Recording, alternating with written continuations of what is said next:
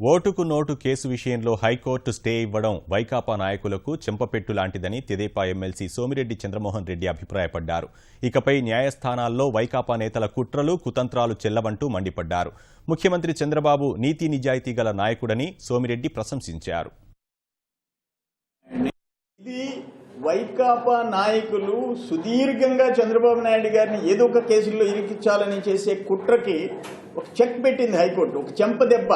వైకాపా నాయకులు పదే పదే చంద్రబాబు నాయుడిని ఈర్ష్యలతో ద్వేషంతో ఏదో ఒక విధంగా ఇరుకుని పెట్టాలని ప్రయత్నం చేస్తున్నారు, అప్రతిష్ట పాలు చేయాలని చూస్తున్నారు.